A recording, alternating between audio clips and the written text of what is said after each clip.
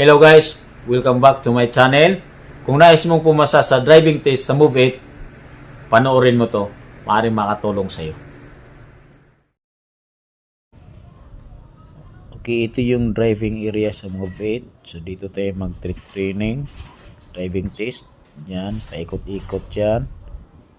Yan. So ito naman yung starting point. Dito tayo papasok.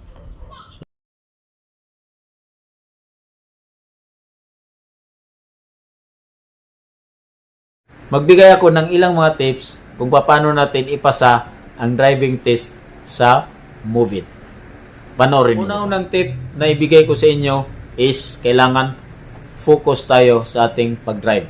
So, relax lang. Huwag kang kabahan. Dahil pag kinabahan kayo, maaaring hindi kayo pumasa sa driving test. Ang magandang gawin ninyo is yung nauna sa inyo, titingnan nyo ng maigi kung paano nila ginawa, kung anong mga posisyon sa kanilang pag-ikot para hindi kayo malito. Paulit-ulit lang yan. At kailangan tandaan na naka-primera kayo. Kung sa mga may kambyo, kailangan naka-primera kayo. No? Ang sa akin nung una, hindi ako pumasa. Bakit? Dahil mayroong nagbigay sa akin ng tip na kailangan daw nakasigunda ako.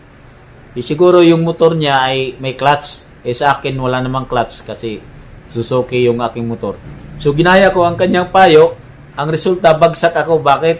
Dahil pagka nakasigunda pala tayo, medyo alanganin tayo sa birada. Minsan naalanganin ako. Kaya ilang beses ako nakatukod. Yun, bagsak ako. Kaya retik.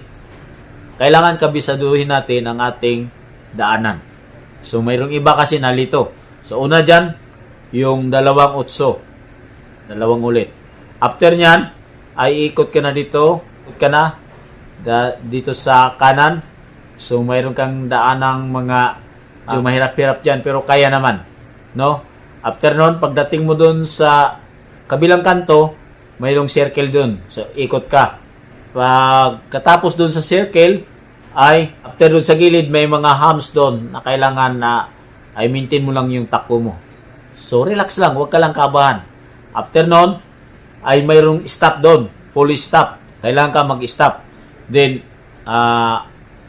tingin sa kaliwa, tingin sa kanan. Huwag kalimutan yan dahil maring kang ibagsak. After noon ay abante ka na sa unahan. So itong tandaan nyo mga kaibigan, mga paps. Pagka nandun sa unahan, yung sa last guhit, kailangan wag na wag kayong lumagpas doon sa linya. Dahil maaari kayong mabagsak kahit na okay pang yung ikot doon. Hindi kayo tumukod.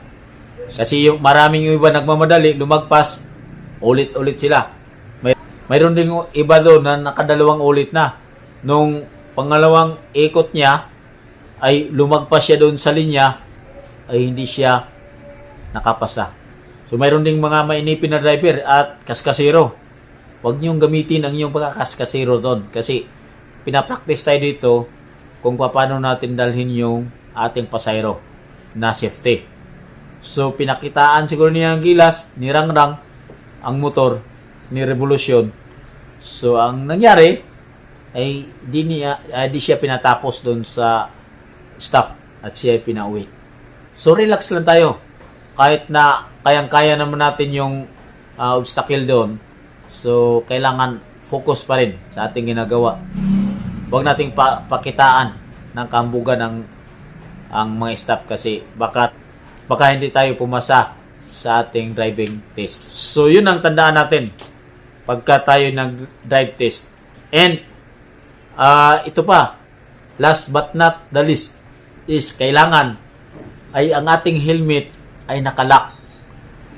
Katulad sa akin, yung angkas ko, ang kanyang helmet pala ay hindi nakalock, hindi ko na-check. At nung una ay bagsak ako. So, tandaan yan. Isipin natin na ang ating focus is nasa ating pag-drive. So, bago tayo alis, be sure na ang ating helmet ay nakalock siya. Then, kailangan pala i-switch natin ang ating ilaw. So, tulad sa akin, nung pag-ikot ko ay hindi nakailaw, ay sinabihan ako na pailawin daw. So ulitin ko, ang ating dapat gawin para tayo pumasa sa ating driving test. Unang-una is focus tayo sa ating pag-drive. So may mga motor doon na mga malalaki ay tulad ng Inmax ay nahirapan sila sa pag-ikot dahil malaki.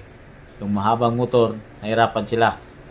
Then para sa akin, the best pa rin na nakaprimera tayo kaysa nakasigunda sa mga di-cambio. Sa mga automatic naman, walang problema. So isa pa dapat nating tandaan ay kailangan pumili tayo ng mga angkas na hindi mas malaki sa atin. Kasi tiyak pagka nanibago tayo sa ating angkas na mas malaki sa atin, baka mahirapan tayo sa pag-ikot-ikot doon sa mga obstacles. No? So pumili tayo ng mas maliit pa sa atin or kapareho lang sa ating katawan. Pangalawa, dapat kabisaduhin natin ang daanan. Kung anong porma ba sa ating dinadaanan para hindi tayo malito.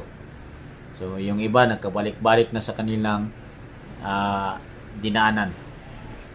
Pangatlo, dapat tandaan natin ang mga traffic sign na nakalagay doon. Kung anong mga traffic sign. Yung may pa-circle. So, mayroong stop. Dapat nag-stop tayo doon. O bagay, stoplight siya. So, tingin tayo sa kaliwa. Din tingin tayo sa kanan. So, tandaan natin yan. Din yung last na line, kailangan wag tayong lumagpas para hindi tayo magka-problema. Imbes na nakapasa tayo dun sa obstacle, pagdating nung naman sa finish line, hindi yung tawag na finish line, wag tayong lumagpas doon. So, kung pumasa na tayo, ay i-side stand natin at kukunin natin ating papel doon. Ngunit kung di tayo papasa, sila na mismo ang magbigay sa atin. So, nakakalungkot. Marami ding hindi nakapasa nung sa batch namin. So, umuwing luwaan. So, yan ang dapat nating paghandaan, no?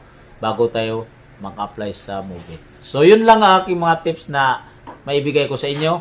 Sana'y nakatulong sa inyo. Sa mga nagnanais na mag-apply sa Move It, tandaan ng aking mga sinasabi ay maaari itong malaking may tulong sa inyo para kayo pumasa sa pag-apply nyo. Maraming salamat sa inyong panood sa aking mga video.